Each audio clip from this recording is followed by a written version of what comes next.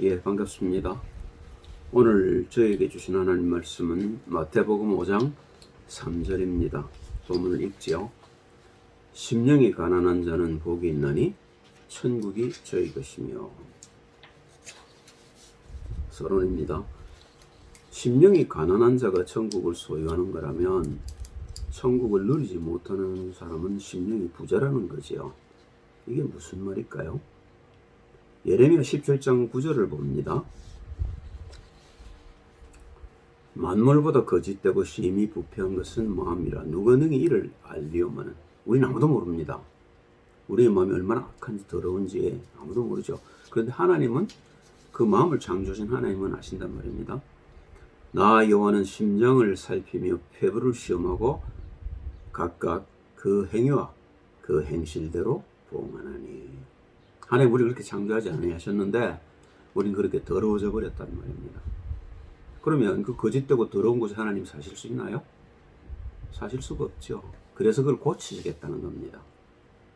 그렇죠? 그래서 하나님의 언약을 2번이나 주신 겁니다.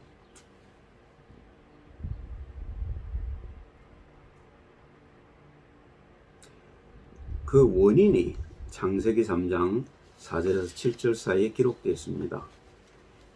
뱀이 여자에게 이르되 너희가 결코 죽지 아니하리라. 너희가 그것을 먹는 날에는 너희 눈이 밝아 하나님과 같이 되어 선악을 알 줄을 하나님이 아심이니라. 여자가 그 나무를 본즉 먹음직도 하고 보암직도 하고 지혜롭게 할 만큼 탐스럽기도 한 나무인지라.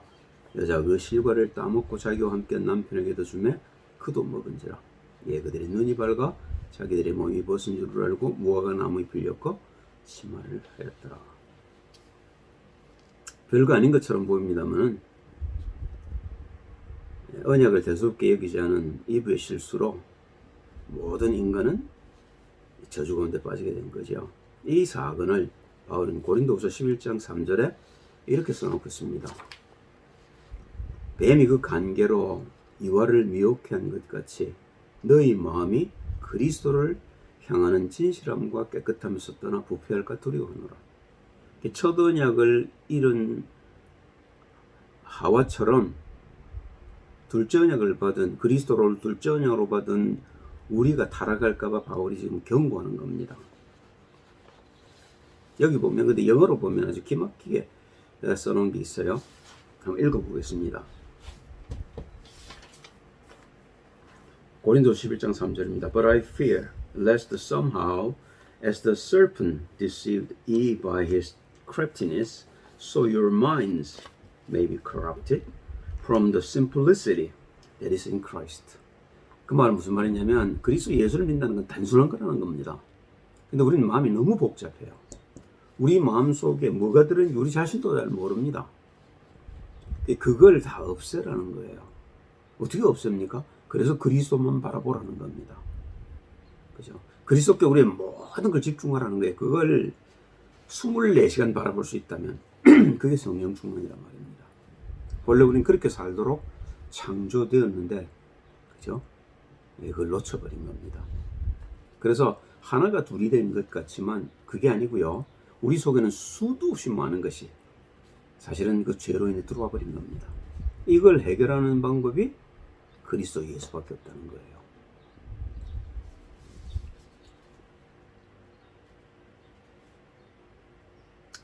요한복음 8장 44절을 보면 예수님은 이걸 좀 더 딱 부러지게 얘기를 하셔요. 그죠? 보십시다. 너희는 너희 아비 마귀에게서 났으니 너희 아비의 욕심을 너희도 행하고자 하느니라. 저는 처음부터 살인한 자요 진리가 그 속에 없으므로 진리에 서지 못하고 거짓을 말할 때마다 제 것으로 말하는 이는 저가 거짓말장이요 거짓의 아비가 되었습니다. 여기서 거짓과 진리가 구별되죠. 그죠? 그런데 우리는 그 거짓을 따라 살았단 말입니다. 우리도 모르게. 그게 원죄입니다. 그런데 진리이신 하나님이 육신을 가지고 이 땅에 오셔서 우리를 진리로 거룩하게 하시겠다는 겁니다.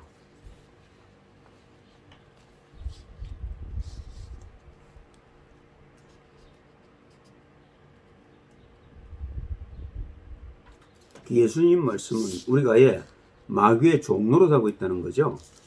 이제 본론입니다. 그래서 하나님이 이스라엘 백성들을 출애굽시키시고 십계명을 주셔요. 첫 언약입니다. 신명기 5장 22절은 두 돌판에 써서 주셨다고 적고 있습니다. 만판의 색이라는 거죠. 예레미야 11장 4절과 5절을 봅니다.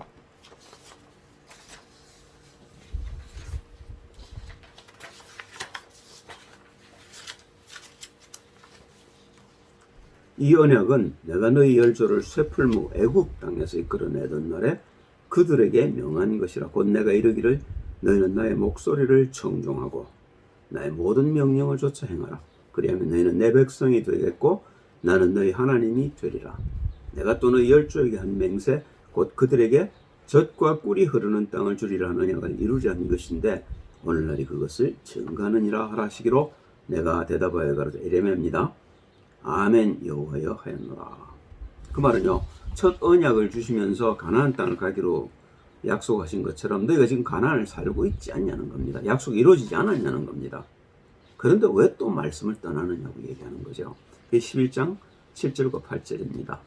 내가 너희 열조를 애굽 땅에서 인도해낸 날부터 오늘까지 간절히 경계하며 부지런히 경계하기를 너희는 내 목소리를 청종하라 하였으나 그들이 청종치 아니하며 귀를 기울이지도 아니하고 각각 그 악한 마음에 강팍한 대로 행하였으므로 마귀가 시킨 대로 했단 말입니다. 내가 그들에게 행하라 명하였어도 그들이 행치 아니한 이 언약의 모든 말로. 그래서 언약 속에 뭐가 있냐면 복도 있지만 저주도 있죠. 그 저주가 내게 임했단 말입니다. 그래서 바빌론 너희가 포로로 팔려간다 그 말하고 계신 거예요.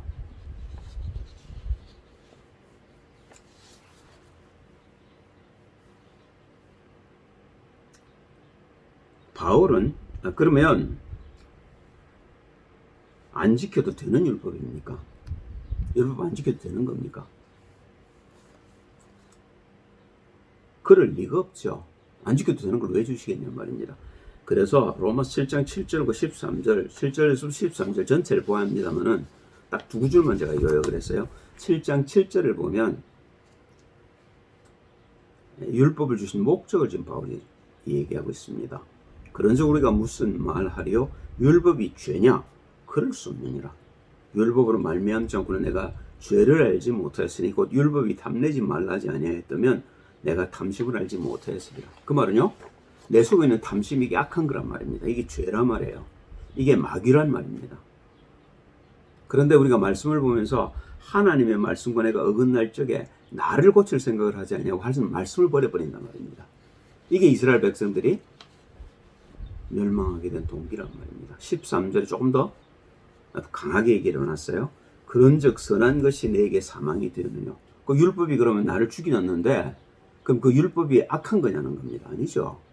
율법으로 네 속에 있는 악한 걸 보라고 그러는 건데 악한 것을 보는 것을 잃어버린 겁니다. 그럴 수 없느니라. 오직 죄가 죄로 드러나기 위하여 선한 그것으로 말미암아 나를 죽게 만들었으니 이는 계명으로 말미암아 죄로 심히 죄되게 하려 함이라. 그죠? 우리 하나님의 말씀을 무섭게 받아야 되는 이유가 여기 있습니다. 그죠? 하나님이 내 속에 있는 악한 것을 없애려고 말씀을 주셨는데 그 거울을 보면서 나는 그 거울이 틀렸다고 얘기하는 겁니다. 내 속에 있는 악한 것들을 끄집어내서 버릴 생각을 하지는 못하고. 자, 그래서 하나님이 그 돌판에 써서 새겨준 그 10계명을 마음판에 새기는 걸 이스라엘 백성들이 놓쳤기 때문에 마음판에 직접 새겨주시겠다고 약속을 하셔요. 예레미야서 31장 31절에서 33절이지요. 나 여호와가 말하노라. 보라, 날이 이르리니 내가 이스라엘 집과 유다 집에 새 언약을 세우리라. 나 여호와가 말하노라. 이 언약은 내가 그들의 열조의 손을 잡고 애굽 땅에서 인도하여 내던 날에 세운 것과 같이 아니할 것은 내가 그들의 남편이 되었어도 그들이 내 언약을 피하였습니다. 나 여호와가 말하노라. 그러나 그날 후에 내가 이스라엘 집에 세울 언약을 이러하니 곧 내가 나의 법을 그들의 속에 두며 그 마음에 기록하여 나는 그들의 하나님이 되고 그들은 내 백성이 될 것이라. 그리스도 예수라는 언약이란 말입니다. 그죠? 이걸 마음판에 새기라는 거예요. 요엘서를 보면 2장 13절에 요엘이 같은 얘기를 하고 있습니다. 너희는 옷을 찢지 말고. 우린 되게 회개를 그렇게 하죠. 무릎 꿇고 울고 불고 그죠? 잘못했다고. 그게 회개가 아니라 말입니다. 마음을 찢고, 그죠? 네 속에 더러운 게 있다 그 말이에요.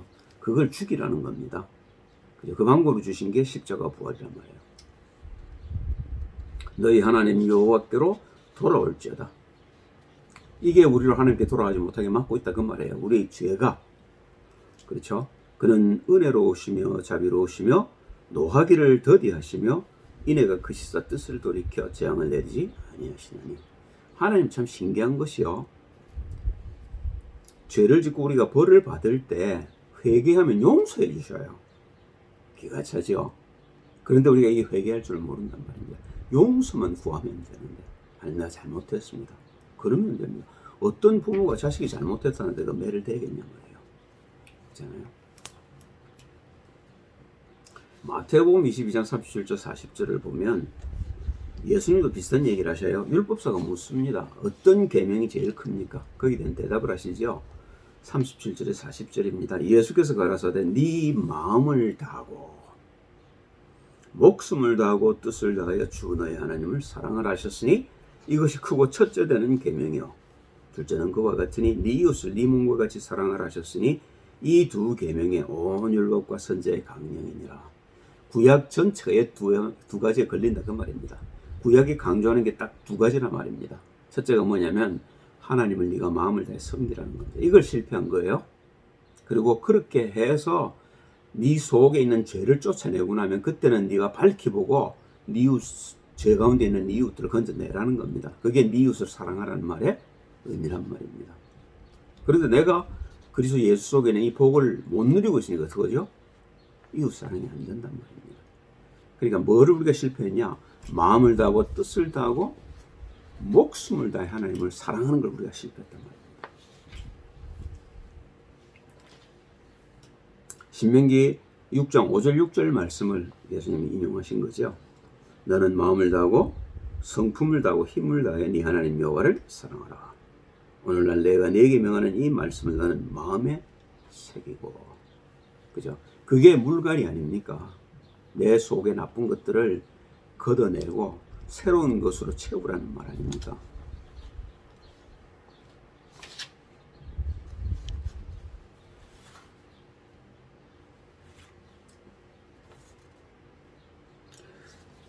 요한복음 4장은요 수가성 여자에 관한 기록이죠.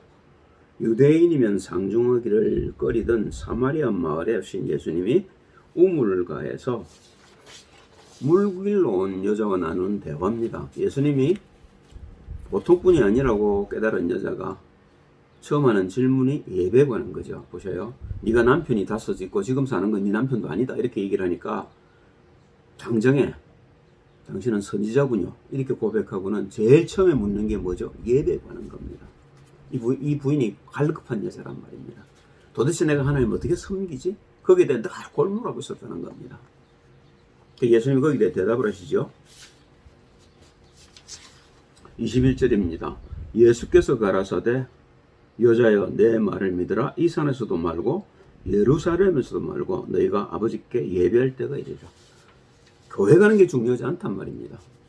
아니 중요하지 않다고 얘기하는 건 좀 그게 틀렸습니다만은 그걸로 끝나서는 안 된다는 겁니다. 예배에 가서 받은 말씀을 묵상할 수 있어야 되고 그걸 일주일 동안 붙들고 살라는 겁니다. 그러니까 장소가 중요하지 않다니까요. 받은 말씀, 신령과 진리로 그 하나님을 바라보는 것이 중요하다는 겁니다.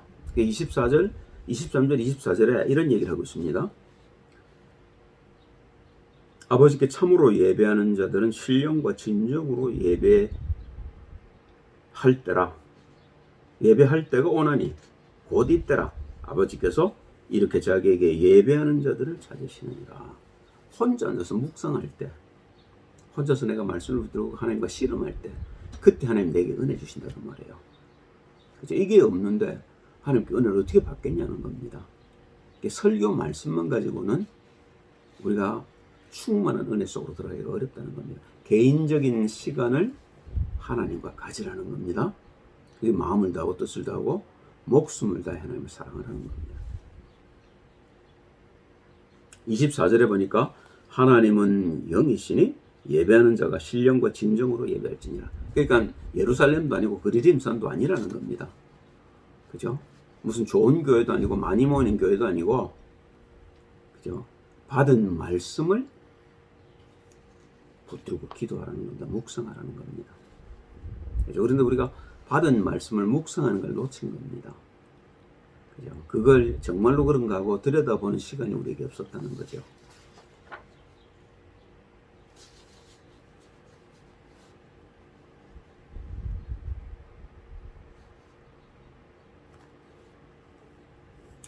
그러니까 이제 여자가 그렇게 고백합니다. 예수님이 오시면, 메시아가 오시면 우리에게 이 모든 진리를 알게 하실 것이다.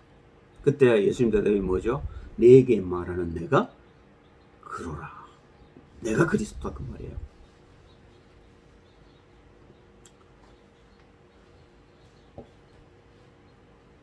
자, 요한복음 14장 6절을 보면, 그래서 예수님이 빌립에게 이런 얘기를 하시는 겁니다.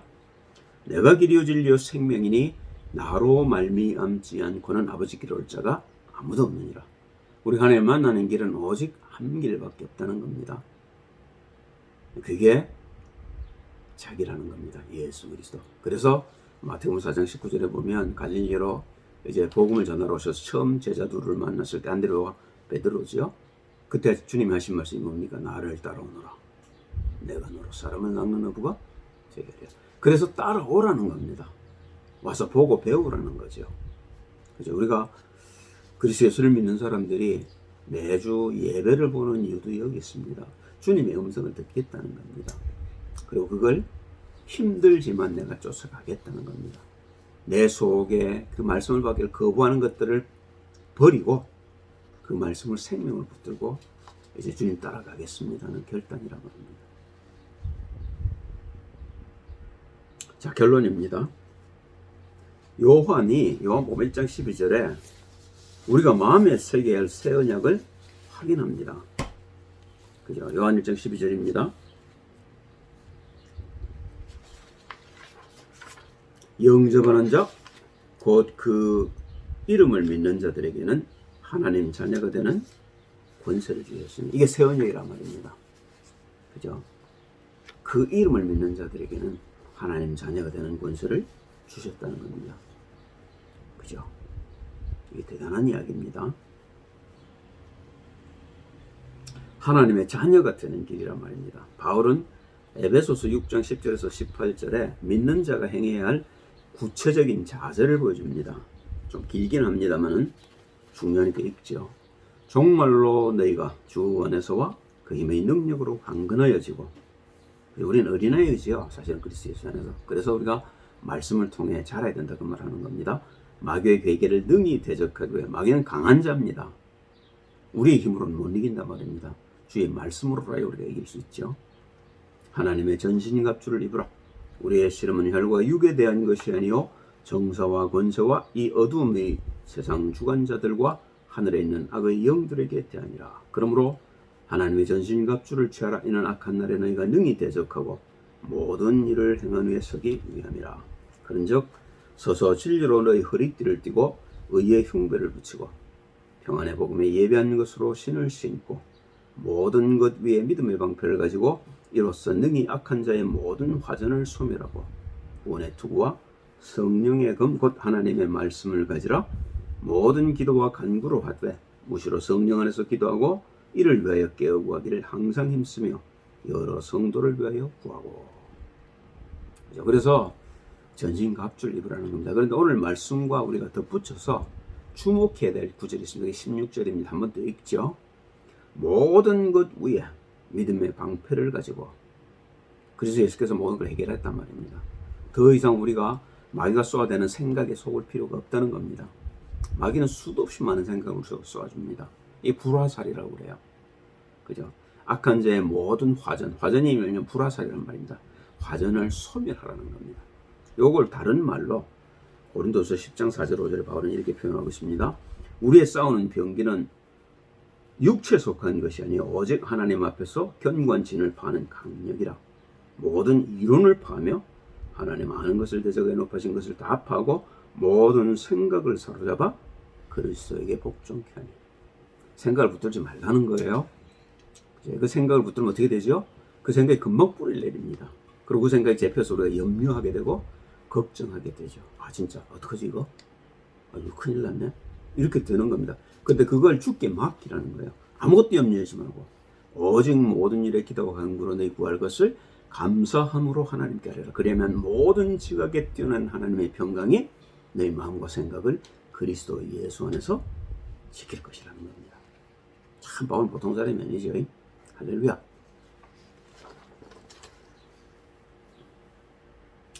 그리고 바울이 결론적으로 히브리서 4장 10절로 천국이 어떤 건지 우리에게 보여줍니다. 히브리서 4장 10절입니다. 이미 그의 안식에 들어간 자는 쉼을 얻었다는 말이죠. 하나님이 자기 일을 쉬시는 것 같이. 하나님 일을 다 끝내셨으니까 쉬셨습니다. 근데 그 안식이 깨졌기 때문에 지금도 일하고 계시지요. 그런데 자기 일을 쉬신 것 같이 자기 일을 쉬느니라. 우리가 그리스도 예수 안에 있게 되면 내게 없어진다 그 말이에요. 그럼 그리스도 안에서 주님이 인도하는 대로 가면 되겠죠. 그게 성령 인도입니다. 그러면 하나님께서 그리스도 예수를 통해서 우리에게 보여주신 것들처럼 우리가 가는 걸음 위에 성령의 역사들을 보여주시겠죠. 베드로와 바울이 우리 증거들 아닙니까? 증인들이죠. 자, 결론입니다. 심령이 가난한 자가 복이 있는 이유가 그리스도 예수를 바르게 알고 누리면 이 땅에서 천국을 누릴 수 있기 때문이란 말입니다. 할렐루야. 그래서 이 얘기를 하는 겁니다. 심령이 가난한 자 복이 있나니 천국이 저희 것입니다. 예수님 처음 오셔서 제자들 부르고 산에 오르셔서 처음 주신 말씀이란 말입니다. 이유가 있겠죠. 그게 결론입니다. 기도하겠습니다. 할렐루야. 주님 찬양을 드립니다. 오늘 주신 말씀처럼 그리스도 예수 안에서 하늘의 복을 누릴 수 있게 보좌의 축복을 누릴 수 있도록 복을 내려주옵소서. 모든 것들과 싸울 수 있게 도우시고 아무것도 이제 내 마음속에 들어오지 못하게 막고 오직 그리스도가 나를 주장하는 복된 삶을 살게 하옵소서. 주 예수 그리스도의 이름으로 기도합니다. 아멘. 아멘.